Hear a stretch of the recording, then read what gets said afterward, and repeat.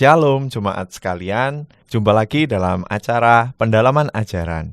Hari ini kita akan bersama-sama membahas satu topik yang mungkin ini bisa dibilang akan dialami gitu ya oleh banyak gereja, khususnya di gereja kita juga, GKI Residen Sudirman. Nah, hari ini saya bersama-sama dengan Kak Tike. Shalom Kak Tike. Shalom Pak Andre.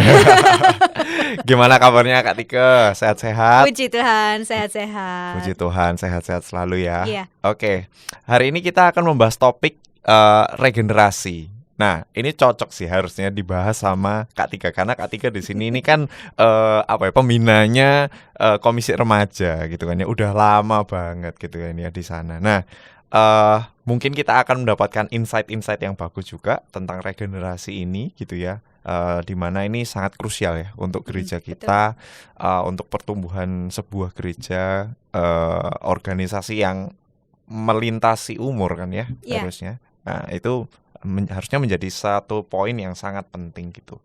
Tapi sebelum kita mulai, marilah kita berdoa terlebih dahulu. Kita minta pimpinan Roh Kudus untuk kita bersama-sama belajar hari ini. Mari kita berdoa. Ya Allah Bapa yang baik, kami sungguh mengucap syukur dan berterima kasih karena kesempatan yang baru yang sudah Engkau berikan bagi kami. Tuhan, kami hari ini akan mendiskusikan satu topik terpaksa regenerasi. Topik tentang regenerasi.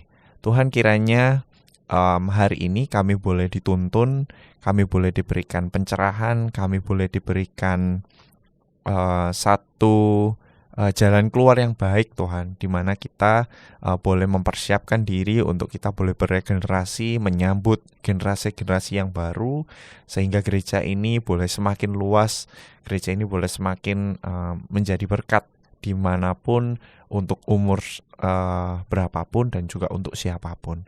Kiranya obrolan kami pada hari ini boleh menjadi berkat Tuhan. Tuntun dan pimpin kami ya Roh Kudus. Terima kasih, hanya di dalam nama Tuhan Yesus kami berdoa. Amin.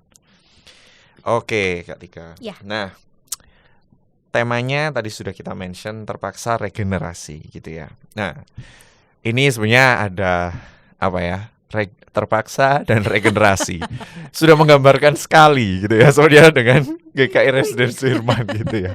Karena gimana pun juga, kalau menurut saya sih nggak cuma GKI Residen Sudirman, karena saya juga sering sharing sama teman-teman di gereja lain, sama saudara-saudara di gereja lain juga.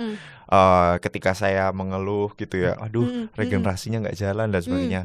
Banyak saudara-saudara kita juga gitu ya, saudara-saudara saya juga bilang, ya itu semuanya dialami gitu, sama betul. Gereja lain juga sama gitu. Jadi topik regenerasi itu harusnya bukan satu topik yang menjurus ke GKI Residen Sudirman aja gitu ya. Betul. Itu dialami sama semua gereja harusnya.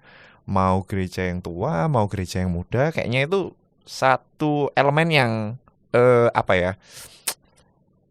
harus dibahas gitu, bukan dibiarkan aja ya kan. That's why aku sih setuju sama topik ini ya. Harus ada kata terpaksanya, karena memang itu kalau nggak jalan ya harus dipaksa gitu, karena ini jalan terus kan gitu kan ya. Nah, melalui topik ini tuh aku pengen tahu juga, pertanyaanku adalah apa sih pentingnya urgensi regenerasi dalam sebuah pelayanan atau komunitas di gereja gitu. Oke, ketika saya dapat topik ini langsung terpaksa. Terpaksa atau memang harus soalnya beratnya dari terpaksanya. Nah, karena ada kata terpaksanya dia langsung gimana ini? Iya. Oke, jadi sebelum kita bahas tentang pentingnya regenerasi dalam kehidupan bergereja, kita mesti tahu dulu regenerasi itu apa. Oke, setuju. Nah, jadi sebenarnya kalau dalam bahasa Inggris regenerasi itu regeneration ya, berasal dari kata dasarnya regenerate. Ya, berasal dari bahasa Latin regeneratus. Nah, itu artinya proses dibentuk, diciptakan kembali, lahir baru secara spiritual. Kemudian ini yang penting lagi, dikembalikan ke keadaan yang lebih baik, lebih layak. Dikembalikan ke keadaan yang lebih baik dan lebih layak. Berarti harusnya upgrade dong. Iya. Iya kan ya? Iya. Berarti regenerasi means upgrading. Iya. Harusnya. Wow. Tapi gini, upgrade bukan berarti kita meninggalkan yang lama ya. Iya. Nanti kita lihat di telusuri lebih lanjut ya. Okay. Jadi itu menarik sih sebenarnya kalau kita lihat dari arti dari bahasa Inggrisnya, kemudian bahasa Latinnya. Nah, kemudian dari kacamata teologi seperti apa? Ternyata regenerasi itu adalah momen kelahiran baru dalam keluarga Allah. Nah, tadi kan ada disebut juga lahir baru secara spiritual. Nah, ternyata di dalam kamus teologis, dalam istilah teologis, regenerasi itu juga bicara tentang momen kelahiran baru dalam keluarga Allah. Kemudian menggambarkan apa yang sudah Allah lakukan untuk mewujudkan kelahiran baru itu. Jadi kita yang sudah menerima anugerah keselamatan itu beroleh persekutuan relasi dengan Bapa, sesama dan juga seluruh ciptaan. Nah, seperti kalau Bapak Ibu sekalian melihat di dalam Efesus pasal 2 ayat 10 bunyinya begini. Sebab gereja adalah buatan Allah, hasil karyanya, diciptakan dalam Kristus Yesus dan hidup di dalam Kristus. Sehingga kita orang percaya itu perlu belajar mengambil bagian dalam misi Allah bagi dunia. Artinya apa? Saya dengan Pak Andresik mungkin sepantaran lah ya. Dan juga Bapak Ibu yang saat ini menonton melalui YouTube. Kita yang sudah diselamatkan dari berbagai latar belakang usia itu dipanggil untuk saling melayani sesuai dengan kemampuan yang dipercayakan. Dan ini poin penting juga yang kita nggak boleh lupakan ya. Karena sekali lagi saya sebutkan tadi di Efesus 2 ayat 10 berkata, gereja adalah buatan Allah. Berarti regenerasi di dalam pelayanan sebuah gereja itu bukan hasil karya perseorangan. Tapi karya Roh Kudus yang bekerja di dalamnya mempersatukan orang percaya dalam rangka apa? Dalam rangka pertumbuhan gereja. Jadi regenerasi itu bukan karena kita ya wis lah apa adanya, enggak. Tapi regenerasi itu adalah kita mewujudkan pertumbuhan gereja. Dan pertumbuhan gereja itu ya harus berorientasi pada firman Tuhan, bukan kehendak perseorangan. Sekali lagi balik lagi kan Efesus 2 ayat 10, gereja adalah buatan Allah. Gitu Pak Sik. Oke. Berarti kalau dari sini kita bisa paling nggak lihat gitu ya, kalau regeneration ini atau regenerate yang tadi sudah sempat di-mention adalah dimana kita itu ketika pertumbuhan gereja itu adalah juga itu adalah sebuah karya Allah juga gitu ya. Salah satu wujud karya Allah juga ya dalam gereja ini gitu ya. Nah, masalahnya ini kan sekarang kalau kita mau lihat sekarang ini adalah untuk bertumbuh pun atau untuk beregenerasi ini tadi itu adalah sebuah hal yang sangat krusial gitu kan ya, dalam hal pelayanan lah ya, kalau kita bisa lihat ya.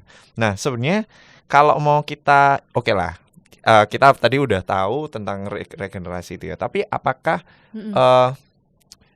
pentingnya, aku bilang tadi kan penting ya, tapi faktor pentingnya itu apa aja ya? Nah, itu mungkin kita bisa bahas dari situ juga. Iya, jadi pentingnya regenerasi itu aku catat 3 sih. Sebenarnya kalau mungkin pembicara lain bisa lebih dari 3 ya. Nah, 3 ini cukup panjang dan padat sebenarnya ya. Nah, gini, kalau kita mengingat kembali keberadaan kita manusia sebagai ciptaan, itu kan ada batasan usia kan. Ada batasan usia yang diberikan untuk menikmati hidup. Nggak usah jauh-jauh. Mungkin orang mikirnya paling umur sekian, 60, 70, 80. Kadang yang kecil pun juga ada yang dipanggil gitu ya. Nah, coba kita lihat di dalam Mazmur 90 ayat 10. Ayat yang famous lah ya, ayat yang terkenal. Dia bilang gini, masa hidup kami 70 tahun jika kami kuat. 80 tahun dan kebanggaannya hanyalah kesukaran dan penderitaan. Ya, sungguh cepat kami melayang lenyap. Artinya umur 70 itu anugerah. Ya, ditulis. Nah, soalnya dalam Mazmur, bukan saya sih bilang loh ya. Firman Tuhan yang bilang ya, Mazmur 90 ayat 10. Nah, artinya apa? Setiap hari, setiap orang itu mengalami pertambahan usia. Nah, ini ada masanya kita jadi kuat, sehat. Ya. Tapi di satu sisi kita ya harus diakui menyadari kondisi jasmani kita, fisik kita semakin menurun gitu ya. Dulu mungkin kita bisa lah melakukan berbagai aktivitas kegiatan dengan satset gitu ya, cekatan, lincah apa segala macam dengan tenaga dan waktu yang kita miliki. Tetapi mau tidak mau ada fase di mana kita kita menyadari ini waktunya saya menikmati waktu istirahat dengan keluarga, terus juga saya harus menjaga kesehatan tubuh saya dan masih banyak lagi. Nah, ini juga yang menjadi catatan kita di dalam bergereja gitu ya. Seiring berjalannya waktu, tongkat estafet kepemimpinan itu juga perlu diberikan kepada generasi berikutnya, generasi yang baru. Supaya apa? Bukan berarti begini loh, ketika tongkat estafet itu diberikan kepada generasi yang baru, terus akhirnya generasi baru sini buat aku aja gitu, enggak kan. Tapi intinya adalah supaya mereka mendapatkan kesempatan yang sama dengan generasi sebelumnya. Tentu mungkin dengan ilmu pengetahuan yang baru, perkembangan yang baru. Nah, kalau kita tambahkan lagi dengan makna generasi yang sudah kita bahas tadi di awal, maka saya katakan bahwa regenerasi itu sangat-sangat penting. Dan Alkitab turut mencatat hal itu, karena kan kita ngomong tentang ajaran ya. Kita nggak boleh lepas juga dari firman Tuhan. Nah, jadi yang pertama Bapak Ibu, juga teman-teman muda ya yang mungkin hari ini menyaksikan pendalaman ajaran. Jadi yang pertama, regenerasi itu menolong keteraturan di dalam pelayanan. Oke, maksudnya seperti apa itu kalau menolong keteraturannya? Nah, ini aku ngambil dari Keluaran 18 ayat 13 sampai 27. Ini salah satu contoh keteraturan di dalam pelayanan yang dicatat adalah pergumulan Musa dalam menangani perkara bangsa Israel. Nah, ceritanya begini. Satu kali Yitro, mertua Musa itu menyampaikan pendapatnya karena apa? Karena Musa ini mengadili perkara orang Israel itu enggak habis-habisnya gitu loh. Dari pagi sampai malam. Yang mana juga satu bangsa ya. Nah, satu bangsa yang besar. Dan bukan hanya 1-2 ribuan, bahkan mungkin puluhan ribu. Nah, Yitro ini berpendapat gini, Musa, ini kalau caramu seperti ini tidak baik. Kamu akan kelelahan. Bukan hanya kamu yang kelelahan nih, tapi orang Israel itu juga bakal nunggu lama loh. Iya kalau satu perkaranya 200-300an. Nah, kemudian Yitro, si mertua Musa ini menyarankan supaya Musa mengangkat wakil. Jadi orang-orang itu harus punya kriteria, terampil, takut akan Allah, terus dapat dipercaya, benci suap. Intinya mereka-mereka yang dipilih itu adalah orang-orang yang berkepribadian, berkarakter yang baik. Nah, terus habis gitu si Yitro usul nih sama Musa supaya orang-orang pilihan itu diajarin ketetapan, keputusan, cara mengadili perkara. Musa setuju. Akhirnya Musa memilih orang-orang yang punya kecakapan kepemimpinan. Ada orang yang bisa memimpin 1000 orang. Ada orang yang memimpin 100 orang. Terus 50, 10 mungkin kayak kalau di sini live group kali ya. Seperti itu. Nah, para pemimpin berjenjang ini pada akhirnya bertugas untuk mengadili perkara kecil. Nah, kalau perkara itu sulit diputuskan baru naik ke Musa. Nah, jadi wakil-wakil itu akan membantu menangani perkara Musa. Nah, dengan demikian masalah kecil itu dapat ditangani para wakilnya. Masalah besar jadi bagian Musa. Nah, dan dengan penataan itu Bapak Ibu, Musa itu ternyata dapat 2 manfaat. Yang pertama, waktu dan tenaganya tidak terkuras. Karena kan dia bukan hanya memimpin, tapi menyuarakan kebenaran, menyampaikan pesan Tuhan. Terus yang kedua, pemberdayaan orang lain. Paham kan? Jadi sesuatu yang menjadi teratur itu akan menolong orang lain juga menemukan minat bakatnya gitu. Nah, dari sini kita tahu bahwa kita diingatkan bahwa seorang pemimpin ataupun mungkin kita atau anggota yang telah berkecimpung dalam sebuah pelayanan itu harus bersedia belajar. Belajar dan mengubah cara pengelolaan. Nah, tentu ini diperlukan hikmat untuk mengenali sumber daya yang sudah Tuhan berikan. Nah, sebenarnya kalau di GKI Resut itu sudah menerapkan regenerasi sebagai upaya keteraturan di dalam pelayanan. Saya sampaikan tadi kan di live group itu toh. Nah, live group itu juga berapa orang, ada yang 10, ya kan, 15 itu sudah masuk itu regenerasi dalam pelayanan. Terus juga nggak tahu, mungkin ini juga luput dari pemikiran kita. Misalkan guru-guru apa ya sih pilih ya, PJA ya.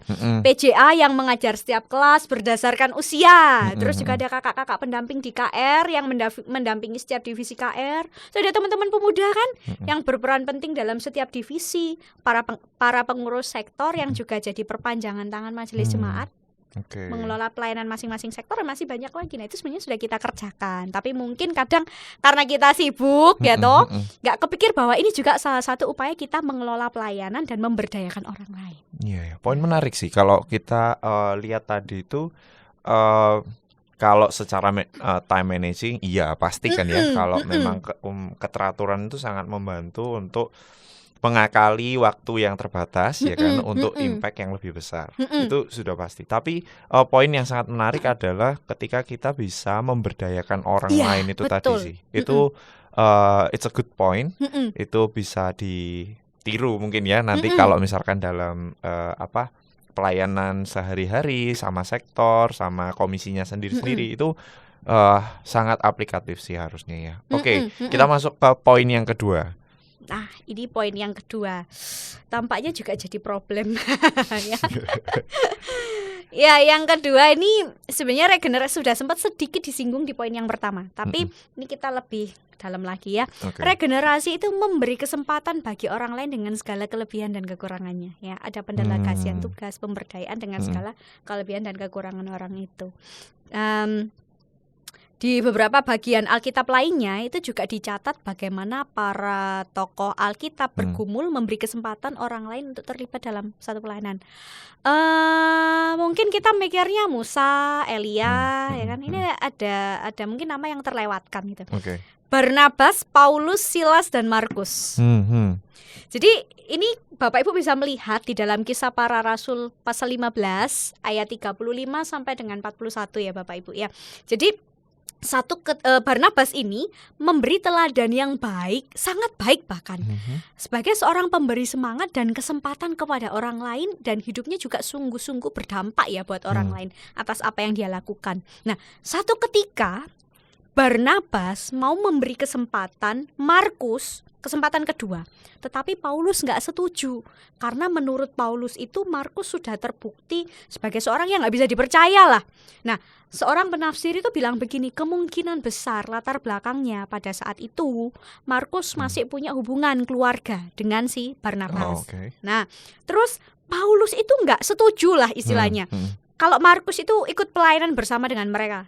Karena apa? Ternyata si Markus ini ceritanya pernah meninggalkan mereka secara diam-diam di satu wilayah yang namanya Pamfilia tanpa pamit, entah mungkin karena si Markus yang istilahnya lebih muda dari Paulus dan Barnabas. Nah, ini ya. Markus ini mungkin karena dia kehilangan semangat atau ada problem yang lain sehingga dia pergi meninggalkan Paulus secara diam-diam. Nah, sementara Barnabas itu pengen ngasih kesempatan kedua buat si Markus karena dia melihat, oh mungkin si Markus ini sudah sadar sama kesalahannya, dia berniat untuk memperbaiki diri. Akhirnya apa? Karena ketidaksepahaman itu, perjalanan misi itu terbagi dua. Paulus bersama Silas, Barnabas bersama Markus. Nah, ternyata di kemudian hari dorongan yang luar biasa dari Barnabas ini berdampak yang besar buat Markus. Akhirnya ada orang muda yang bernama Markus itu melayani Tuhan. Dan apakah Markus ini terus-menerus cekcok dengan Paulus? Enggak. Ya enggak. Ternyata di kemudian hari dia juga berdamai dengan Paulus, banyak membantu pelayanan Paulus dalam tahun-tahun berikutnya. Poinnya apa sih? Nah, Bapak Ibu, saya tidak bermaksud untuk menyinggung generasi siapapun ya, generasi apapun. Ini kita ngomongin fakta aja dari firman Tuhan itu ya. Tidak mudah loh buat kita itu untuk berbesar hati, memberi kesempatan untuk orang yang baru lah ya. Karena mungkin kita takut posisi kita nggak aman, atau bahkan kita mungkin agak was-was mau kasih kesempatan untuk orang yang menurut kita itu sudah melakukan kesalahan dan mengecewakan. Nah, di dalam pelayanan pun kan begitu. Ya kan? Seringkali kita mudah memberikan stigma buruk atau kesan buruk lah pada orang lain. Padahal tidak selalu perjumpaan pertama, pandangan pertama, ketemu pertama kali terus kita langsung kasih penilaian buruk, itu nggak baik juga gitu loh. Bisa jadi memang orang itu pernah melakukan kesalahan atau kurang berpengalaman, tapi bukan hak kita untuk menghukum. Bukan hak kita untuk menjudge, ya kan? Dan bukan hak kita untuk tidak pernah mau memberikan kesempatan lagi untuk dia jadi lebih baik gitu ya. Nggak ngerti-ngerti nih orang, tapi kalau dia mau berusaha pasti bisa. Nah, sangat mungkin juga di dalam relasi pelayanan juga sering terjadi hal-hal seperti itu. Konflik ya kan, konflik karena ketidaksepakatan jadi masalah personal, kemudian membuahkan hambatan-hambatan dalam pelayanan. Seringkali nggak heran lah kalau di dalam pelayanan tuh muncul istilah 4L kan. Lo lagi. Okay. Kamu lagi ya itu Kak, itu tadi karena mungkin ya pernah mengalami konflik seperti si Paulus sama siapa tadi si Barnabas ya kan. Nah, hingga akhirnya apa? Kesempatan pelayanan itu diberikan kepada ya orang-orang yang kita klop, kita pro. Ya, padahal sebenarnya kadang orang-orang yang kontra itu Tuhan hadirkan juga loh buat kita. Karena apa? Untuk meluruskan pemikiran kita. Ada kalanya kita perlu orang-orang yang berseberangan dengan kita, supaya kita tahu jalan kita ini di mana sih, posisi kita seperti apa. Nah, kayak gitu. Nah, supaya apa juga dalam pengambilan keputusan sifatnya tidak subjektif. Nah, seperti itu. Nah, kalau kita melayani itu ya seperti yang saya katakan tadi, kurang berbesar hati. Ya jelas ini bukan kehendak Tuhan, sebab Dia selalu memberikan kesempatan bagi umatnya untuk belajar melayani dengan keberadaannya. Karena apa? Saya percaya begini loh. Seiring berjalannya waktu, bahkan mungkin orang yang kita anggap cara berpikirnya jauh dari kita loh. Kalau dia bisa mengerjakan hal-hal yang kecil dan itu menolong kita, itu kan sudah sangat membantu gitu loh. Seiring berjalannya waktu, umat itu semakin diperlengkapi melalui dinamika pelayanan yang dipercayakan. Bukan karena dia gesekan sama siapa, kayak dia ada konflik dengan siapa, kemudian dia belajar, terus ada hal yang baru yang dia temui, gak ada yang tahu. Nah itu. Iya. Setuju sih. Ini poin yang juga cukup bagus, bisa jadi kenapa sebuah regenerasi dalam pelayanan itu bisa menjadi sebuah kesempatan kedua, bahkan untuk ya kalau mau boleh bilang adalah pelayan yang sudah biasa pelayanan, maupun pelayan yang baru akan mau melayani gitu ya. Itu bisa menjadi kesempatan kedua untuk kita berefleksi, kita tahu posisinya kita di mana gitu kan ya. Saya juga lumayan ini ya,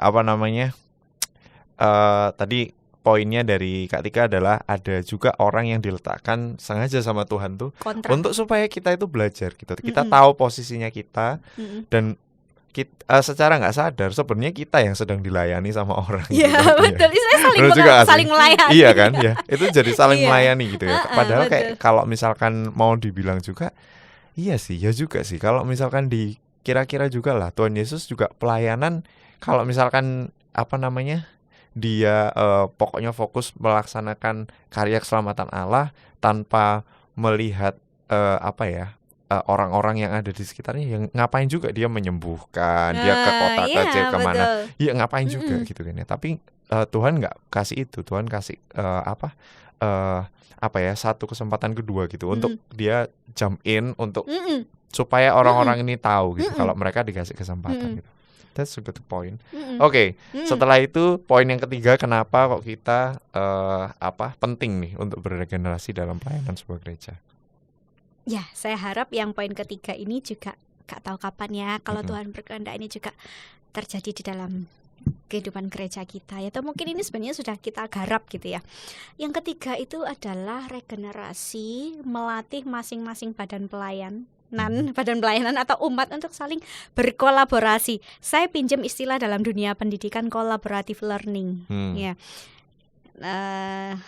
Ini dasarnya saya ngambil dari 1 Korintus pasal 1 ayat 10 sampai 17. Ya. Jadi kolaborasi itu kebutuhan manusia secara alami. Kita butuh untuk saling berinteraksi, kita butuh saling kerjasama, kita butuh untuk saling membantu. Nah, demikian pula dalam dunia pelayanan, kita juga butuh kolaborasi dari berbagai belah pihak. Nah, dalam dunia pendidikan saya pinjam tadi kan collaborative learning ya. Biasanya dilakukan antar siswa atau guru dalam satu kelas yang sama. Tapi sejak pandemi itu kan akhirnya bisa sama-sama bisa dilakukan antar sekolah, wilayah, bahkan negara. Nah, collaborative learning ini, meskipun istilah ini belum ada pada masa itu di zamannya Paulus, ini ternyata juga diterapkan oleh Paulus pada saat itu gitu ya. Ketika dia mengatasi persoalan perpecahan yang terjadi dalam diri jemaat Korintus. Ya kita tahulah latar belakang jemaat di Korintus seperti apa ya kan, karena ada beberapa golongan yang bangga dengan idolanya. Nah kan ada golongan Paulus lah, Apolos, Kefas, ada juga yang menamakan diri ini loh aku golongan Kristus gitu kan. Tapi mari kita melihat, kalau Bapak Ibu Saudara melihat di 1 Korintus 1 ayat 10 sampai 17, respon Paulus ketika namanya dicatut ya, dicantumkan sebagai salah satu golongan, gimana responnya? Apakah dia senang? Enggak. Dia enggak senang, dia marah, dia enggak suka. Nah, karena itu Paulus itu menegur mereka dengan keras gitu ya, bahwa perpecahan di dalam diri jemaat Korintus itu harus disembuhkan. Disembuhkan supaya apa? Jemaat jadi sehat. Sehat pikirannya juga gitu loh. Sehat dan dapat melayani Tuhan serta sesama. Paulus itu minta kepada jemaat di Korintus supaya seia sekata, mencapai kesepakatan, erat bersatu, sehati sepikir. Supaya apa? Dalam berbagai perbedaan yang ada, mereka bersatu untuk saling memperlengkapi, bukan saling menjatuhkan. Sebab kalau gereja itu saling menjatuhkan satu sama lain, itu tidak menandakan gereja yang mau bertumbuh. Iya, ya gereja yang sakit dalam tanda kutip ya kan. Kita nggak mau dong melayani istilahnya kita sendiri jadi ya memang betul gereja itu bukan tempat orang yang 100% perfect ya. Ada ketidaksempurnaan di dalamnya. Tapi kan kita balik lagi, gereja kan buatan Allah. Kita diciptakan untuk kemuliaan Allah. Ya kita lakukan segala sesuatu dalam nama Tuhan dong gitu loh. Nah, dalam dunia pelayanan di gereja, jadi regenerasi itu menolong badan pelayanan atau masing-masing jemaat saling berkolaborasi. Ya memang kalau kita ngomongin tentang kolaborasi, poin utama itu yang harus diturunkan adalah ego. Oh iya, ya setuju. Ego, ambisi masing-masing. Karena biasanya satu golongan punya ambisi sendiri, punya standar sendiri, satu golongan lain punya standar sendiri ya kan. Kalau kayak gitu ya, misalkan contoh aja ya, misalnya Babel ini itu orangnya kreatif gitu. Terus Babel yang ini orangnya barbar, tapi yang barbar ini juga ikut ngerangkul gitu. Tapi kadang memang harus diakui setiap Babel tuh pengen menunjukkan ciri khasnya masing-masing. Ya itu nggak apa-apa, karena memang identitasnya itu ya. Tapi memang pergumulan terbesar adalah nurunkan ego, ambisi masing-masing ya kan? Untuk mencapai satu tujuan yang lebih besar lagi gitu kan ya. Mungkin ya mohon maaf saya tidak bermaksud mendiskreditkan generasi satu dan lainnya, tidak ya. Mungkin yang lama-lama yang sudah lama berkecimpung dalam pelayanan sudah cukup banyak berpengalaman di bidang tertentu, sedangkan kita yang baru kan masih begini-begini gitu kan, masih merangkak lah secara bertahap. Nah, mungkin kalau kita melihat kolaborasinya begini, generasi yang lama itu memberikan kesempatan, bukan hanya memberikan kesempatan, tapi mendampingi generasi, mendampingi Kak Dicol lah istilahnya, ya kan, diperlengkapi gitu loh.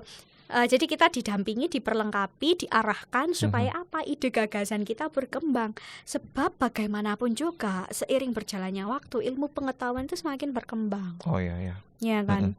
Dulu mungkin cara orang menafsirkan Alkitab cukup dengan metode ini. Sekarang masih banyak, tambah banyak. Terus buku-buku dulu cuma pakai ini, sekarang pakai itu. Dan sekarang anak-anak yang sekolah aja loh. Dulu kan cara perkalian hanya kayak gini. Terus habis itu tambah lama tambah banyak metode. Tambah banyak. Okay. Nah, seperti itu. Sedangkan ini juga pembelajaran untuk generasi yang baru. Kita juga nggak boleh mengesampingkan adanya generasi yang lama. Karena bagaimanapun juga Tuhan menghadirkan generasi lama itu untuk menolong kita loh. Generasi baru, orang-orang yang muda. Terus terang saya juga pernah ada di posisi umur 25-26. Idealisme saya waduh berkobar-kobar ya. Tapi memang adanya generasi lama itu menolong kita yang baru-baru untuk ngerem juga. Supaya apa? Kita belajar adaptasi, toleransi, berempati, itu penting gitu loh. Nah, memberikan arahan. Nah, oleh sebab itu kolaborasi itu sangat diperlukan Bapak Ibu dalam satu proses penyelesaian suatu tugas atau menghasilkan sesuatu yang bermanfaat bagi kepentingan bersama. Ya. Setuju sih kalau masalah yang kolaborasi ini juga kayaknya adalah suatu hal yang sebenarnya cukup kalau di dunia pekerjaan itu sesuatu yang lumrah. Mungkin karena tangible ya, tangible. Sesuatu hal atau hasilnya itu bisa diukur. Tapi kalau dalam pelayanan itu tidak bisa diukur kan, gitu kan ya. Itu mungkin yang menjadi jadi satu faktor yang membuat untuk berkolaborasi itu juga menjadi sangat satu hal yang sangat sulit juga gitu, tantangan lah ya, tantangan yang kita hadapi bersama gitu. Betul. Dan saya juga suka poin yang tadi juga disampaikan kalau keinginan untuk berkolaborasinya ada, maka faktor yang kedua yang harus turunkan adalah ego masing-masing. Karena saya sangat setuju, saya juga pelayanan di GKI juga sudah cukup lama. Saya rasa ya memang di situ-situ aja sebenarnya masalah-masalahnya. Nah, itu kalau kita bisa berkolaborasi, bisa saling mengisi satu sama lain, wah betapa hidup gereja kita gitu ya. Kita bisa melihat pertumbuhan yang begitu masif lah untuk pelayanan kita. Oke. Nah, faktor-faktornya tadi udah dijelaskan dan menurut saya sangat penting ya. Kenapa kok kita harus beregenerasi dalam pelayanan khususnya di skupnya GKI Residensi Dharma lah ya, ini paling gampangnya. Oke. Pertanyaan berikutnya. Gimana caranya? Gimana sebaiknya gereja itu melakukan proses regenerasi gitu? Karena kalau misalkan ini kalau pertanyaan bagaimana berarti tidak mungkin ini sesuatu hal yang ngambang gitu aja kan. Nggak mungkin ya udah pokoknya dari generasi kalau kita komisinya kan berarti komisi anak, komisi remaja, komisi muda ya segitu terus gitu. Kan nggak dibiarkan gitu dong harusnya. Nah, kira-kira bagaimana sebaiknya sebuah gereja itu melakukan proses regenerasi gitu, Kak Tika? Iya. Ini mungkin sebelumnya permisi juga ya, karena yang nonton di YouTube kan barangkali juga dari rekan-rekan yang bukan berasal dari GKI ya. Betul. Saya permisi juga ya. Sebelumnya ini kita membahas dulu dari yang internalnya GKI dulu gitu ya. Memang pelayanan yang dilakukan di suatu gereja itu sangat beragam ya, menyesuaikan kebutuhan masing-masing anggotanya. Tapi begini, kalau pelayanan itu hanya bertumpu pada majelis jemaat atau hamba Tuhannya saja, maka itu sangat kurang efisien. Sama kayak Musa tadi. Iya. Sama kayak Musa lagi ya. Itu kan kurang efisien dari segi tenaga, waktu, keteraturan dalam pelayanan. Maka dari itu dalam rangka keberlangsungan pelayanan dan pembangunan jemaat, maka majelis jemaat itu mengangkat badan pelayanan jemaat. Nah, ini sudah sesuai dengan apa yang tertulis dalam peranti gereja gitu loh. Nah, hal ini mengacu pada tata gereja atau peranti gereja gitu kan. Pertanyaannya adalah apa itu badan pelayanan jemaat gitu ya, mungkin kayak anak-anak remaja, anak-anak pemuda yang masih awam gitu ya, belum terlalu banyak berkecimpung dalam pelayanan. Apa sih itu bapel kita pernah atau mungkin sering gitu ya, apa anak-anak yang SMP opo iku bapel gitu kan ya. Jadi badan pelayanan jemaat itu ya komisi, panitia, badan, kelompok, tim, serta yayasan atau yang sejenisnya. Jadi badan pelayanan jemaat itu diangkat, bertanggung jawab dan juga diberhentikan oleh majelis jemaat. Maka dari itu kita perhatikanlah badan pelayanan jemaat yang ada di GKI Resut gitu ya, dan juga GKI lain gitu, selalu didampingi oleh penatua pendamping. Ya, penatua pendamping yang memperlengkapi dan memberi ruang sebanyak mungkin bagi para jemaat itu untuk mengembangkan sumber dayanya untuk melaksanakan misi Allah di dalam dan di luar gereja. Nah, adapun yang jadi tugasnya BPJ atau Badan Pelayanan Jemaat itu adalah menyusun program kerja dan anggaran ya untuk disahkan oleh MJ. Setelah menyusun apa? Melaksanakan. Nah, melaksanakan program kerja dan anggaran. Terus yang ketiga bukan hanya menyusun, melaksanakan, tapi mengevaluasi. Dan memberikan pertanggungjawaban kepada majelis jemaat. Jadi sebenarnya kalau kita melihat ya struktur kepengurusan badan pelayanan jemaat itu sedikit-sedikitnya itu ada ketua, sekretaris, bendahara, atau mungkin yang perlu ada ditambah wakil ya kan. Divisi-divisi, mungkin divisi kreatif, multimedia, dan pemerhati masih banyak lagi gitu ya. Nah, pertanyaannya, siapa yang dapat bergabung dalam BPJ gitu ya, masuk dalam regenerasi itu kan, regenerasi BPJ gitu loh. Yang pasti adalah mereka adalah anggota SIDI yang tidak berada di bawah naungan penggembalaan khusus atau sedang didisiplinkan gitu loh. Serta simpatisan yang sudah aktif dalam jemaat yang bersangkutan setidaknya minimal paling sedikit itu 1 tahun. Nah, Kalau melihat persyaratan ini Bapak Ibu Saudara, tadi kan ada saya sebutkan anggota SIDI. Minimal anggota SIDI adalah usia 15 tahun. Berarti sebenarnya regenerasi pelayanan kepemimpinan itu dapat dimulai sejak usia remaja. Dari remaja ya, harusnya bisa ya. Dan kesempatan untuk melakukan proses regenerasi pelayanan bukan hanya di kemajelisan loh ya, di BPJ, bapel-bapel, itu makin luas, ya kan? Dan masa pelayanan dari pengurus ini adalah 2 tahun. Cukup lah menurut saya ya. 2 tahun. Jadi seseorang itu dapat menjadi personalia paling banyak 2 kali dalam masa 2 kali masa pelayanan berturut-turut. 4 tahun ya kan. Kalau misalkan mau dilanjutin lagi berarti jadi 4 tahun gitu kan. 4 tahun tapi habis gitu istirahat dulu. 1 tahun. Tujuannya apa toh? Kok harus ada istirahat dulu? Orang pelayanan ada capeknya enggak sih? Ya kan. Saya menyadari Bapak Ibu, kalau yang Bapak Ibu dipercayakan pelayanan di luar kota itu di luar kota, di kota besar dengan tingkat kepadatan kesibukannya yang seperti ini ada kita butuh ya supaya kita inilah mengantisipasi jangan sampai kita burn out.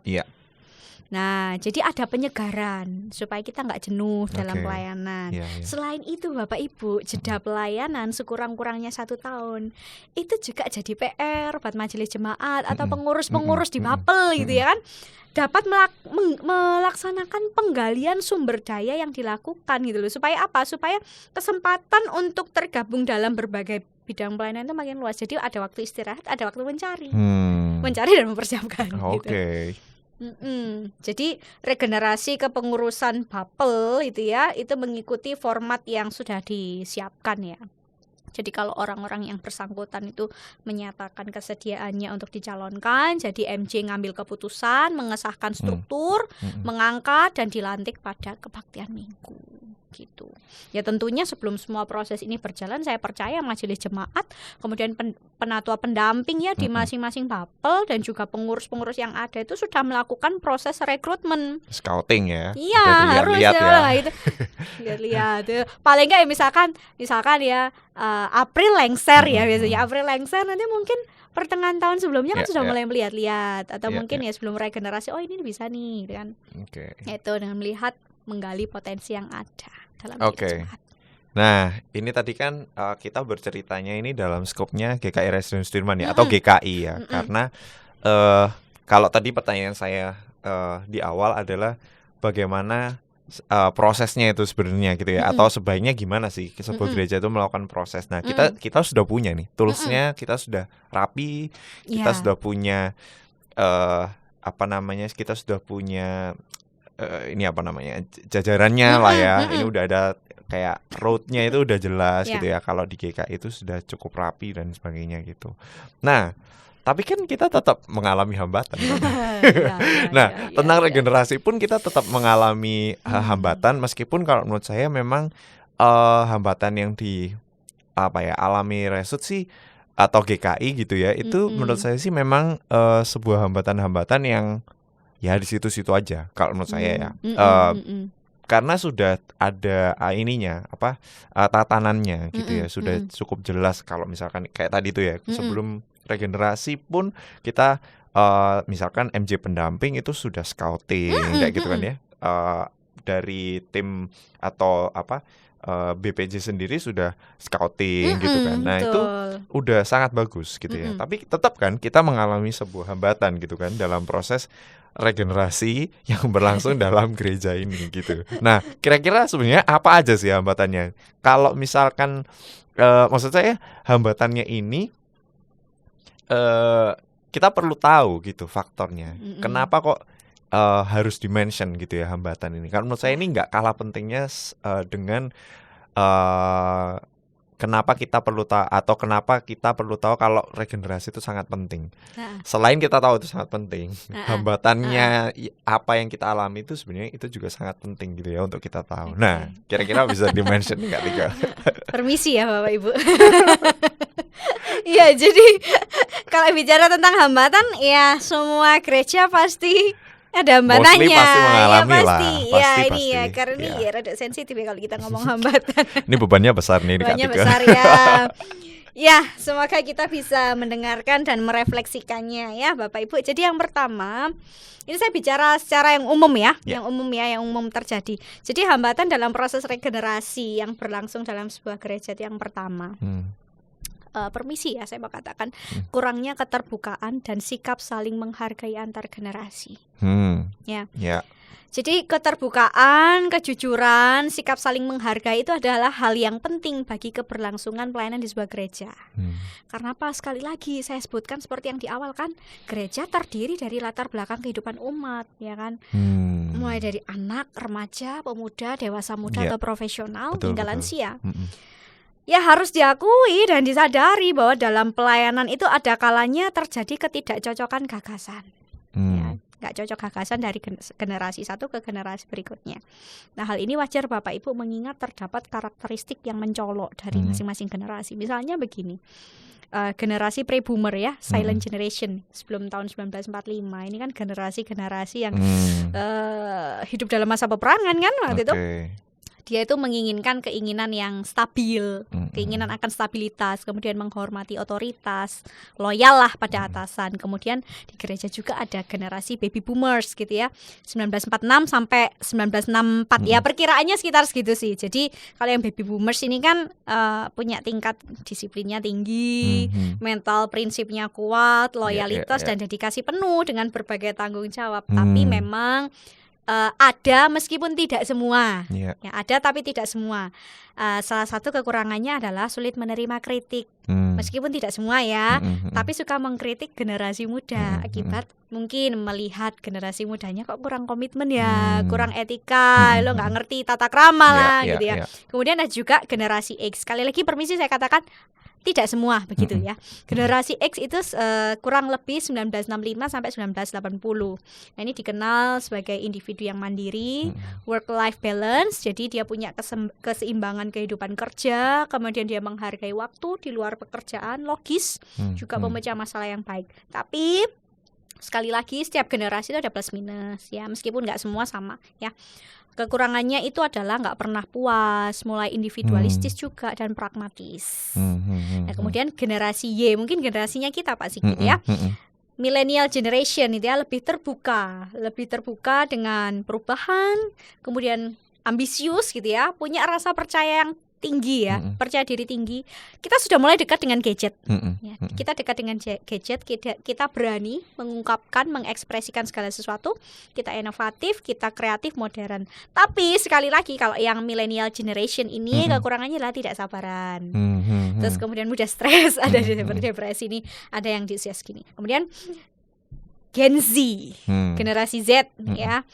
97 sampai 2012, kurang lebih sekitar segitu ya. Orangnya sudah intuitif digital, kemudian pikirannya lebih terbuka, cenderung, nah ini tapi gini, cenderung tidak menyesuaikan diri dengan norma-norma yang ada.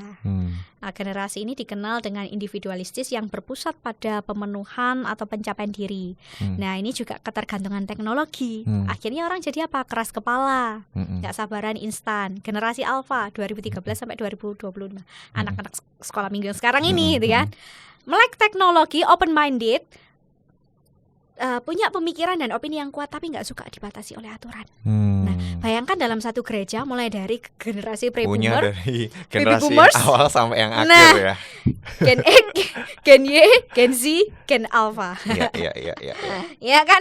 Jadi ada karakteristiknya gitu loh. Jadi kalau kita melihat ini pasti ada lah ambisi-ambisi diri untuk mencapai sesuatu gitu loh.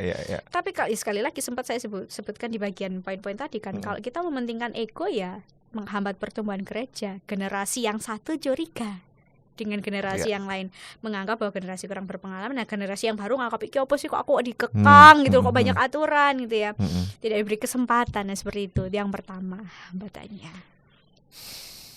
Gimana? Apakah hambatannya juga relate? Tapi itu seharusnya benar. Itu seharusnya dialami oleh semua gereja, karena hampir semua gereja kan punya semua elemen itu dong harusnya. Elemen generasi itu, dan saya rasa sih ya memang ya lumrah ya untuk dialami. Betul. Tinggal hambatannya ini mau kita apakan? Apakah cuman kita diterima dan digitukan aja, atau atau kita bisa mengusahakan ya kan untuk membuka diri, untuk mulai berkolaborasi gitu kan ya. Betul. Oke. Nah, pasti ada hambatan lainnya lagi tentang regenerasi ini juga. Kira-kira ada poin lainnya nggak ketika banyak sih sebenarnya. Banyak ya Mas Yani. Ibu masih mau mendengarkan kan? Hambatannya banyak. Ya memang ini pergumulan bersama. Kita nggak bisa menutup mata dengan hal ini gitu loh. Yang kedua adalah sistem kepemimpinan atau pengelolaan yang belum berjalan dengan baik. Jadi mari kita perhatikan tipe kepemimpinan atau pengelolaan dalam sebuah pelayanan. Yang pertama itu pemimpin seperti bos atau bosi. Jadi pemimpin seperti ini tuh suka ngasih perintah, ngatur orang lain, tapi kalau hasilnya nggak memuaskan, menyalahkan bawahannya. Nah, pada akhirnya orang-orang yang masih belum berpengalaman itu jadi kapok. Ya kan, kapok sehingga harus menggumuli lebih lanjut tawaran pelayanan itu gitu. Mau diterima atau enggak? Karena ternyata ada orang ini gitu loh. Kemudian yang berikutnya ada pemimpin single fighter. Single fighter ya. Jadi pemimpin ini melakukan segalanya sendiri, tapi tanpa disadari orang-orang tipe seperti ini itu menghambat potensi orang lain gitu loh. Semestinya satu pelayanan di bidang tertentu itu bisa didelegasikan kan, didelegasikan. Tapi dikerjakan sendiri tanpa kasih kesempatan ke orang lain. Kira-kira alah itu sudah dikerjakan sendiri, ngapain kita bantu? Ini selesai kok, udah beres gitu kan. Padahal ada orang-orang yang juga berkompeten di bidangnya. Nah, orang-orang yang seperti itu harusnya kita ini kan, kita tarik, kita dorong semangatnya, kita perlengkapi. Nah, kemudian yang ketiga ini yang cukup baik, sangat baik malahan. Pemimpin yang memberdayakan. Jadi banyak mendelegasikan bukan berarti lepas tangan, enggak. Mendelegasikan, mempercayakan, mendampingi sehingga lebih banyak potensi yang ditumbuhkan. Nah, sekarang pertanyaannya adalah mari kita berefleksi. Tipe kepemimpinan seperti apa yang sering kita jumpai dalam pelayanan? Itu refleksi sendiri aja, kita jawab sendiri ya. Iya. Paham. Kalau itu juga sangat relate karena sering juga di dalam pelayanan tuh pastilah pasti ada tipe-tipe orang gitu kan ya yang mungkin yang malah saya sering temui adalah yang single fighter itu ya. Karena sulit untuk memberdayakan orang. Tapi memang faktor pentingnya yang mungkin bisa di-point out adalah memberdayakan orang itu juga nggak semudah itu. Betul. Ya kan? Gak memberdayakan orang itu nggak cuman yaudah kamu aja yang kerjain. Nggak kayak gitu. Nggak kayak gitu ternyata ya. Jadi memberdayakan orang atau pemimpin yang mampu memberdayakan orang itu menurut saya hatinya luar biasa. Dia orang yang telaten sekali, takes time banget soalnya gitu kan ya. Wah, luar biasa deh pokoknya. Kalau ada pemimpin yang mau jadi pemimpin yang memberdayakan, saya acungi jempol. Luar biasa soalnya. Nah, oke, lanjut ke poin berikutnya Kak. Iya, Bapak Ibu, saya berharap sabar ya karena ada banyak. Tapi ini sekalipun banyak, saya harap ini juga jadi perenungan buat kita sih sebenarnya. Jadi yang ketiga, hambatan yang ketiga itu SDM atau tenaga yang kurang memadai. Jadi kenapa kok regenerasi itu bisa terhambat? Termasuk salah satu tadi pemimpin yang nggak mau memberikan delegasi ke ini, biasanya faktornya ini juga kan. Nah, ya melihat ya memang harus dipungkiri, nggak bisa dipungkiri ya. Kenapa kok ada orang yang tidak bisa bukan tidak bisa tapi belum bisa mendelegasikan sepenuhnya karena masih ada SDM yang kurang memadai gitu loh. Ya kita nggak bisa menyalahkan juga ya. Hidup ya ada pro kontra, plus minus, hitam putih kan begitu kan. Nah, harus diakui dan disadari bahwa gereja itu pasti punya idealisme untuk mengembangkan tanggung jawab pelayanannya kan. Gereja bikin program yang menarik untuk supaya umat itu bisa bersekutu, bertumbuh satu sama lain. Tapi memang salah satu persoalannya adalah dengan SDM yang mungkin kurang memadai. Artinya mungkin gini, ada orang-orang yang bersedia tapi kemampuan yang dimiliki kurang. Ya, dimiliki kurang, niatnya oke, tapi mungkin secara kemampuan pengetahuannya kurang. Nah, sebenarnya ya tentang hal ini kita belajar untuk tidak mendiskreditkan beberapa orang atau kelompok tertentu, gitu ya. Karena apa? Sekali lagi kita perlu mengingat bahwa gereja berdiri atas perkenanan Tuhan. Ya, kalau sampai dengan hari ini gereja bisa berdiri dengan segala keterbatasannya itu karena kemurahan Tuhan kan. balik lagi gitu. Dan setiap umat yang terlibat di dalamnya itu diperlengkapi melalui berbagai pengalaman yang dilakukan gitu, pengalaman pelayanan. Misalnya gini loh, Alkitab juga mencatat kok beberapa tokoh yang merasa dirinya nggak layak, nggak mampu lah aku Tuhan utus orang lain aja, tapi toh pada akhirnya juga dipakai. Misalkan Musa, ketika dia dipanggil Tuhan untuk melayani Tuhan, untuk menjadi pemimpin bagi orang Israel, kan dia bilang aku nggak pandai bicara Tuhan. Tapi Tuhan kirim apa? Saudaranya Harun, Miriam untuk menolong dia. Kemudian Paulus yang kita kenal gitu ya, pemberita Injil yang ulung setia, tapi ternyata juga ada sisi ini ya, namanya manusia ya, tokoh Alkitab juga ada sisi ininya kan, sisi kelemahannya. Nah, Paulus ini cukup keras kepala di kalangan para rasul, tapi Tuhan hadirkan rekan sepelayanan seperti Timotius untuk mengingatkan dia ya kan, untuk bikin dia mungkin lebih sabar juga kali ya. Nah, demikian juga di pelayanan GKI Resut gitu Bapak Ibu. Jadi SDM yang kurang memadai itu diperlengkapi dengan berbagai pembekalan juga pendampingan. Misalkan orang yang nggak bisa musik, bisa musik tapi mungkin nggak apa ya istilahnya, nggak pro ya, nggak ahli, nggak advance ya. Terus ada yang bersedia untuk jadi tutor, mentor, tandem akhirnya itu juga sesuatu hal yang baik untuk dilakukan. Nah, itu SDM tenaga yang kurang memadai. Nah, apalagi ya kira-kira?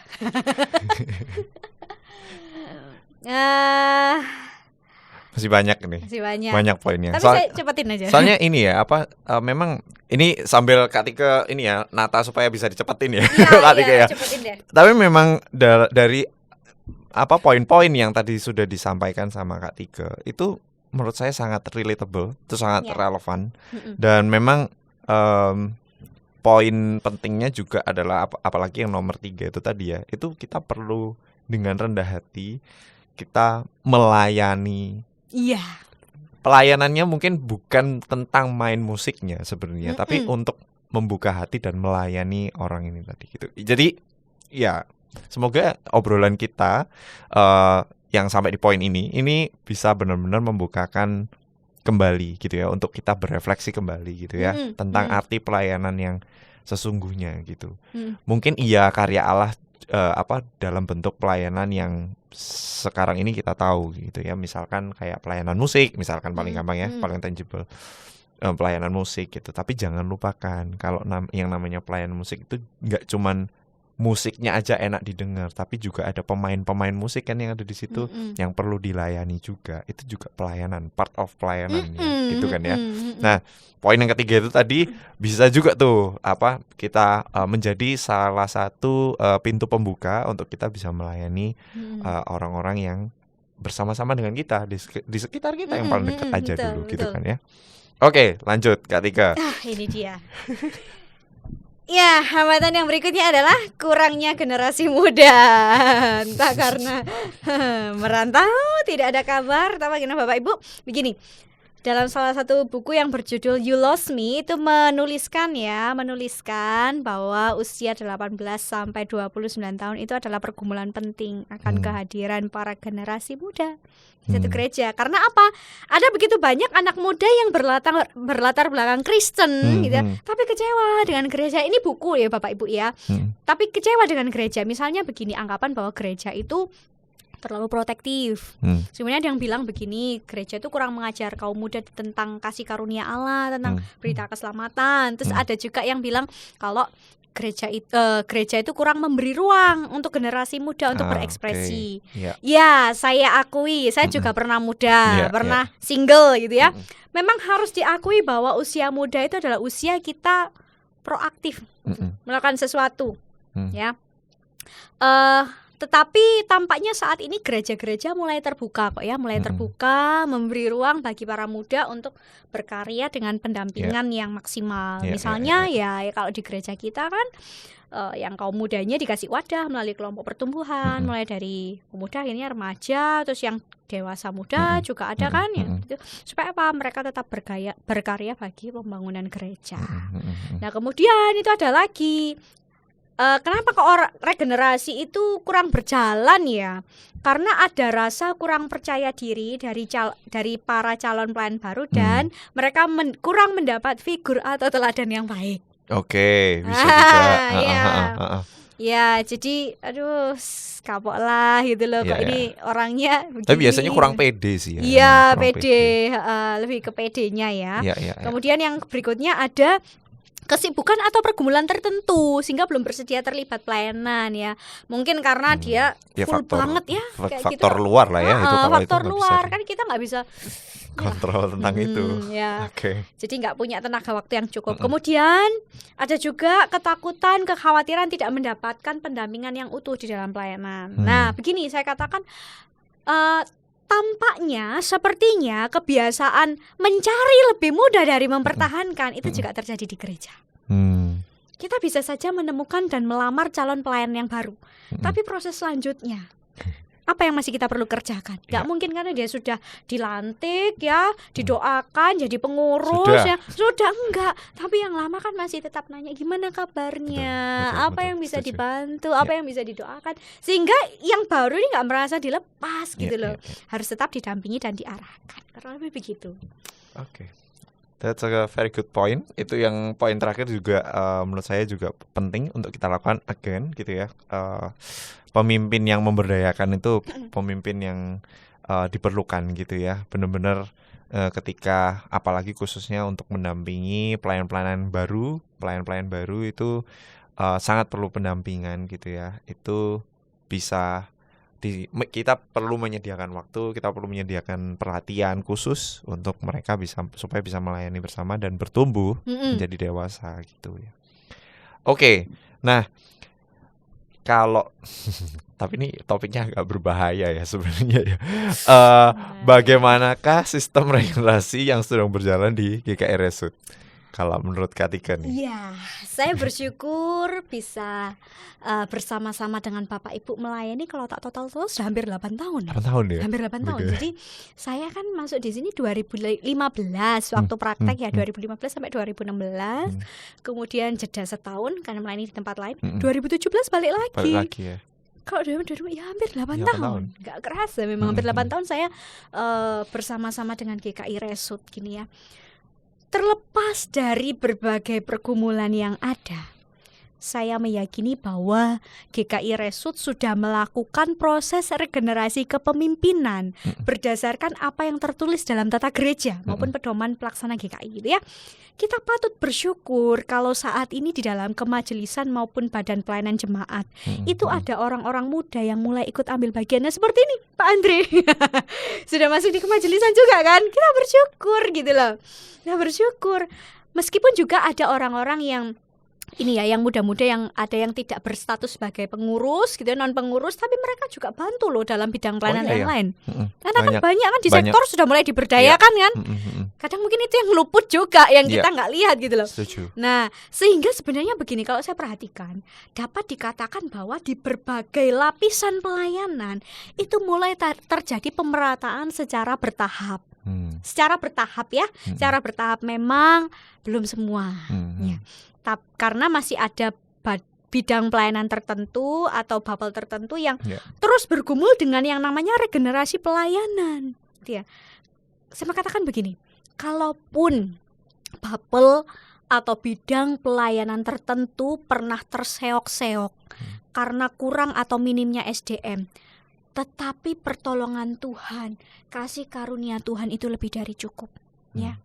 Mungkin ada yang terseok-seok kurang pemusik lah, terus habis gitu mungkin WL-nya mendadak sakit di hari harus ada yang menggantikan. Sekalipun terseok-seok tetap kasih karunia Tuhan itu lebih dari cukup gitu. Misalkan gitu, hadirnya para pemusik yang baru, Tuhan tambahkan satu aja kita udah seneng toh, bersyukur, bersuka cita.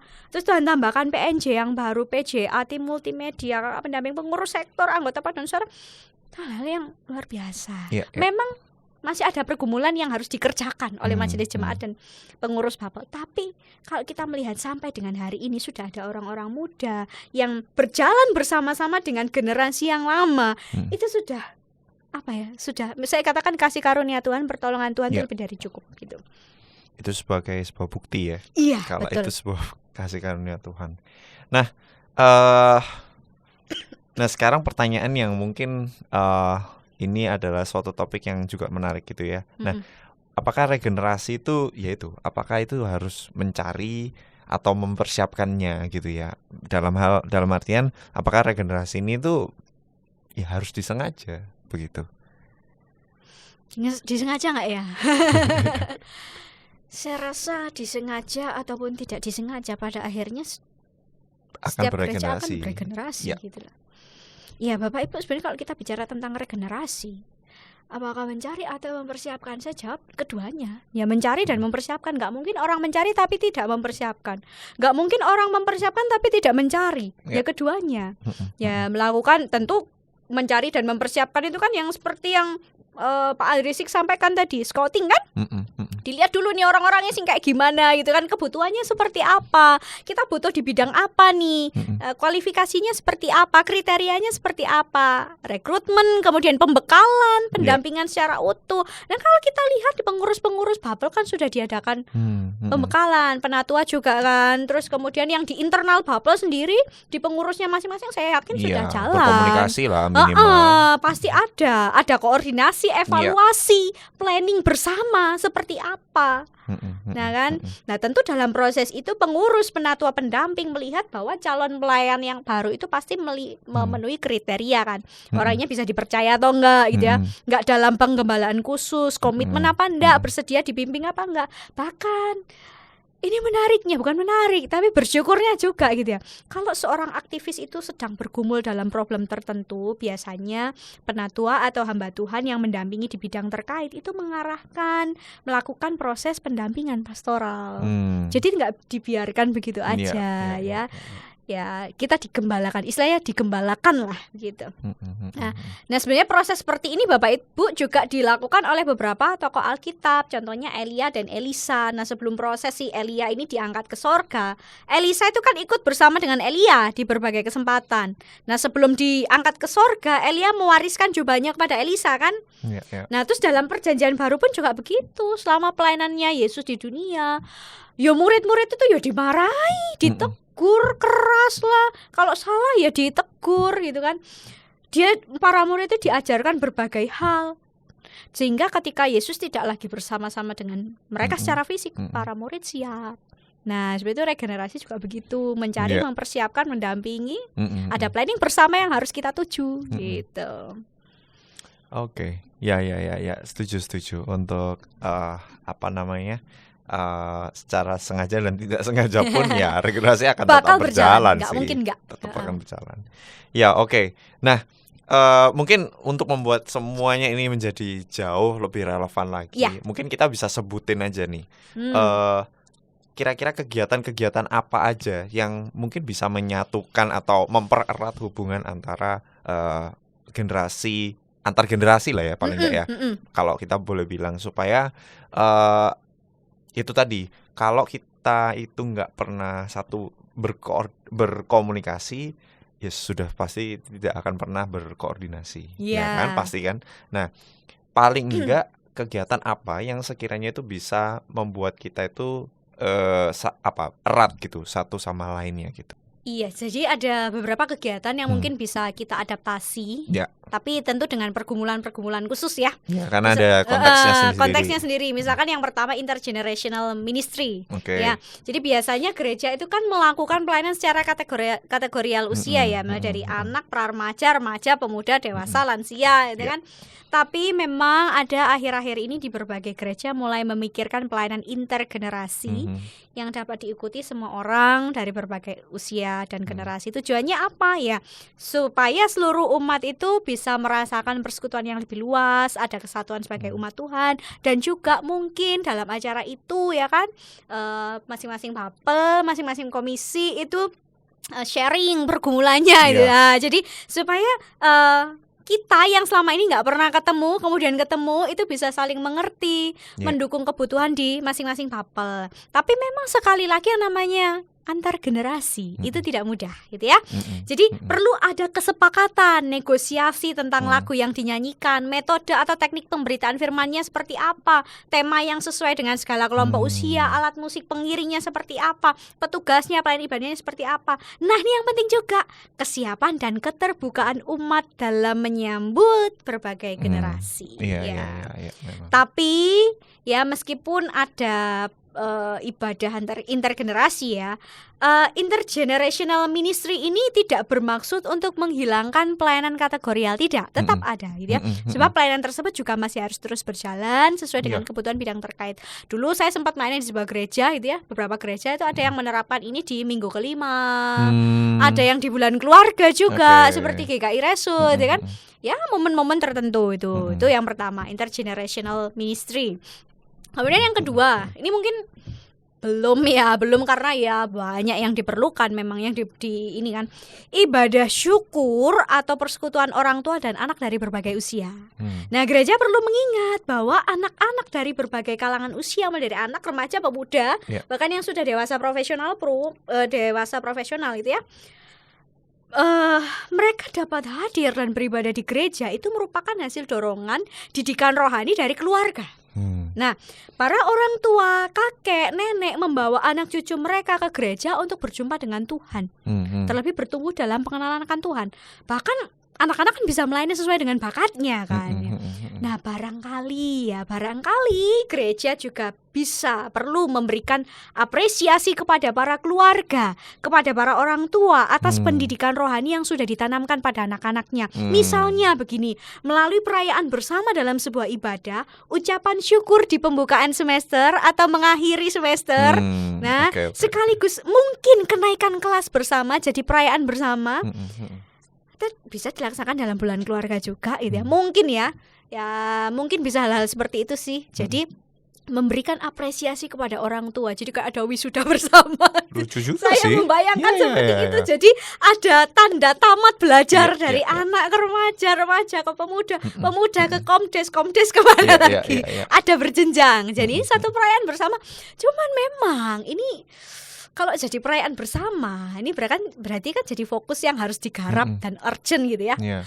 Urgent banget ya. Ini memang harus butuh apa ya? Mungkin nggak bisa sebulan 2 bulan pelaksanaannya. Butuh persiapan matang lah ya. Terus kemudian family group. Ya, family group itu persekutuan atau kelompok tumbuh bersama dari beberapa keluarga, anak dan orang tua. Misalkan dari sektor ini keluarga ini KTP-an bareng sama KTB sama keluarga ini, anak-anaknya juga ada materi khusus. Kemudian yang mungkin juga kita pernah lakukan adalah kolaborasi antar bapel ya. Misalkan pelayanan yang sudah dilakukan oleh umat di GKI Resut, Bajem, Baposjem, kaum muda, remaja melayani di Sensuramorum. Ya, itu sudah dilakukan. Perwakilan remaja mendampingi SAL di Komisi Anak, mendampingi kebaktian anak. Kelas 6 menjelang kenaikan kelas, terus Komisi Pemuda visit ke remaja. Terus Komdes bekerja sama dengan KA, KRKP tentang topik yang diusung dalam seminar. Generasi muda melayani di sektor itu sudah kita lakukan. Hal-hal sederhana yang sudah kita lakukan. Nah, kemudian kepanitiaan bersama yang di dalamnya terdapat berbagai kelompok usia. Itu menarik juga. Nah, mungkin yang bisa dilakukan juga adalah sharing lansia pada generasi muda. Di momen atau peringatan lansia sedunia. Saya baru kepikir juga. Jadi kan beberapa lansia yang masih kondisi sehat, bugar, membagikan semangat atau teladan hidup di Komisi Anak, Remaja, Pemuda atau bidang pelayanan lainnya. Jadi minggu itu disebar gitu loh. Disebar, dikasih kesempatan sendiri, terus anak-anak, remaja, pemuda kasih sesuatu, bukan tapi jadi akhirnya lansia itu tidak merasa ditinggalkan. Nah, tidak merasa ditinggalkan, tetapi dilibatkan untuk mendoakan, memberi teladan hidup yang baik bagi para generasi muda. Dikasih semangat. Ada kakek, nenek, cucu. Itu keren juga sih sebenarnya ya. Untuk supaya poin pentingnya adalah supaya kita ini benar-benar bisa mempersatukan gitu ya. Membangun jembatan. Kalau nggak bisa koordinasi, minimal komunikasi gitu kan ya. Komunikasi antar generasi ini tadi. Itu beberapa hal yang mungkin nanti kita bisa coba titipkan agendanya ke beberapa, ya kan, di beberapa misalkan nih panitia bulan keluarga mungkin bisa, ya kan, bisa diambil juga sebagai salah satu mata acara. That's nice. Oke. Nah, kita berlanjut ke pertanyaan terakhir ya. Mungkin ini untuk aplikasi aja gitu ya, untuk menjawab kira-kira apa yang bisa kita lakukan tentang regenerasi ini gitu ya. Gini deh. ini kan nanti kita akan konten ini akan ditonton tidak hanya untuk jemaat GKI Residensi Sudirman, Iya, ya kan, betul. akan ditonton oleh dari gereja manapun gitu ya, bisa menonton ini. Nah, pertanyaannya adalah gereja dengan anggota jemaat yang banyak atau gereja besar dan gereja dengan anggota jemaat yang lebih sedikit atau kita sebutnya gereja kecil gitu ya. Mana yang lebih memungkinkan untuk terjadi regenerasi? Apakah keduanya itu bisa beregenerasi, ataukah yang satu lebih cepat atau yang satu lebih lambat? Ya mungkin kita bisa bahas dari situ aja ya. Wah, ini saya sebenarnya kalau ditanyain seperti ini mengingat akan kenangan di masa lalu. Oh gitu.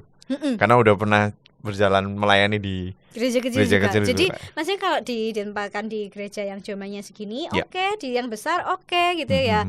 Ya puji Tuhan gitu loh. Maksudnya gini, saya bilang kalau generasi ya, bukan soal gereja besar, gereja kecilnya, tapi gereja regenerasi itu bukan hanya bicara soal kuantitas atau jumlah jemaat juga Bapak Ibu ya. Karena sebenarnya mau gereja kecil, gereja besar itu bisa melakukan hal-hal yang regenerasi ya. Sesuai dengan kebutuhannya masing-masing. Resut butuh apa, nanti yang di Bajem butuh apa, ya kan, Babosjem butuhnya apa, itu beda-beda itu ya. Gini, tergantung komitmennya, mau apa ndak gitu loh. Misalkan gini kayak gereja besar gitu ya, gereja besar itu bisa berjalan dengan jumlahnya banyak, tapi ada kalanya nggak bisa jalan karena nggak saling kenal. Setuju. Ya. Itu faktor yang mempengaruhi sekali sih. Kenalnya mungkin hanya di lingkup skup sektor atau babel-babel tertentu. Yang sering berkomunikasi gitu kan ya. Tapi ketika masuk di gedung utama bersama sopo ini. Iya, setuju. Iya, itu. Terus kemudian gereja kecil bisa berjalan karena semuanya saling kenal, ya kan. Tapi juga nggak bisa jalan ya karena tadi ada yang merantau terus merantau keluar terus akhirnya tinggal yang tua-tua atau mungkin ada anak-anak kecil yang ya seumurnya nggak seberapa gitu kan ya. Tapi pertanyaannya begini, apakah dengan segala keterbatasannya keterbatasan yang ada kegiatan peribadahan itu bakal berhenti? Enggak, saya pikir. Saya melihat begini, dalam sepanjang sejarah perjalanan gereja, mau gereja yang jumlahnya jemaatnya gede atau mungkin jemaat yang jumlahnya di bawah itu, kalau Tuhan izinkan gereja itu ada, maka dalam segala keterbatasan pun mungkin yang dirasa yang kita pikir kok rasanya nggak mungkin ya, tapi kalau masih bisa berjalan loh, apa enggak itu karena kemurahan Tuhan gitu loh. Misalkan kita ngelihat gini, ada gereja di daerah pedesaan atau pedalaman, ada gereja yang tidak beribadah tanpa musik, tapi kok masih bisa ada, masih bisa eksis gitu loh. Kalau dipikir-pikir secara logika itu bisa ya kayak gini. Terus juga mungkin hanya ada satu pemusik, tapi kok masih bisa berjalan, ya itu karena kemurahan Tuhan. Saya sendiri pun juga melayani seperti itu, Bapak Ibu gitu. Kami sekeluarga, ini bukan apa-apa ya, untuk sekaligus jadi menyemangati mungkin teman-teman yang melayani jauh dari kata sarana prasarana yang memadai ya. Kami juga sempat di tahun 2000 atau 2000 berapa saya lupa. 99, akhir 99. Itu melayani di sebuah gereja kecil dan jemaatnya pada saat itu masih belum seberapa. Bertahun-tahun itu ibadah nggak ada musik. Terus akhirnya saya nekat baru dapat berkat gitar, belajar main musiknya cuman kunci C D G. Tapi ya nggak ngerti ya. Saya kayak pikir-pikir kok bisa ya, mari itu ada gitar, mari itu ada kacul, mari itu ada keyboard.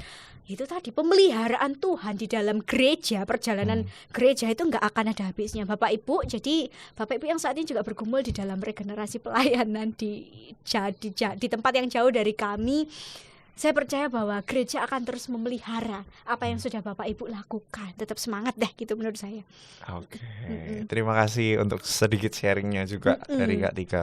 Semoga sharing tadi juga bisa menjadi semangat baru buat kita untuk kita nggak kehilangan pengharapan gitu ya. Kalau kemurahan Tuhan pasti akan selalu ada buat umat yang dikasihinya. Nah, mungkin ada closing statement nih dari Kak Tika.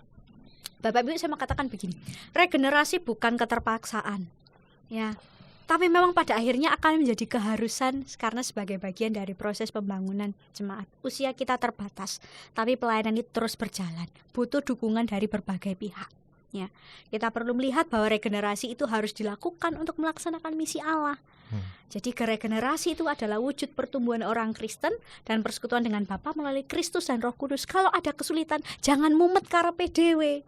Betul kita merencanakan berbagai hal, tapi sudahkah kita duduk diam, berdoa, bertanya kepada Tuhan apa yang menjadi kehendak Tuhan bagi pertumbuhan gereja kita.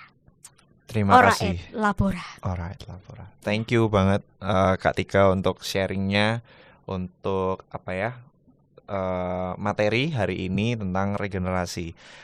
Semoga hari ini kita bersama-sama mendapatkan sesuatu. Dan saya yakin dan percaya tentang pelayanan ini kalau mau dibahas tidak akan pernah ada habisnya. Tentang regenerasi ini juga tidak akan pernah ada habisnya. Itu selalu berkesinambungan. Dan hopefully dari konten ini, dari pendalaman ajaran kita hari ini, kita boleh membuka diri, kita bisa memberikan kesempatan untuk semua pelayan-pelayan yang ingin melayani dan bersama-sama di gereja kita masing-masing, khususnya GKI Residen Sudirman. Oke, kita bisa tutup pendalaman ajaran kali ini. Kak Tika boleh minta tolong untuk pimpin kita dalam doa. Ya, mari Bapak Ibu kita berdoa. Bapa di dalam surga, kami mengucap syukur untuk proses pembelajaran kami pada hari ini. Kami bersyukur Tuhan memilih kami, mengasihi kami tanpa syarat. Bahkan Engkau memanggil kami untuk kami boleh terlibat di dalam rencana-Mu yang agung, yakni kami boleh terlibat dalam misi-Mu bagi dunia kami, bagi sekitar kami. Oleh karena itu Tuhan, berkaitan dengan regenerasi di dalam setiap pelayanan yang ada, baik kami yang ada di kota, kami yang ada di desa, kami ada yang di pedalaman atau pelosok-pelosok tertentu, mampukan kami dengan segala keterbatasan yang ada. Kami percaya bahwa kalau apa yang kami kerjakan hari ini itu berjalan, semua karena pertolongan Tuhan. Kalau Tuhan yang akan memulainya, kalau Tuhan sudah memulainya, maka Tuhan yang menyelesaikan, maka Tuhan yang akan mengerjakan sempurna seturut kehendak-Mu. Oleh karena itu Tuhan, ampuni kami kalau mungkin kami masih dilanda kekhawatiran, keputusasaan, ketakutan dalam proses regenerasi. Ajar kami berhikmat dalam segala sesuatunya, memikirkan yang terbaik, merancangkan yang terbaik bagi pertumbuhan gereja yang Tuhan percayakan untuk kami layani. Terima kasih Tuhan, di dalam nama Tuhan Yesus kami berdoa. Amin. Amin. Terima kasih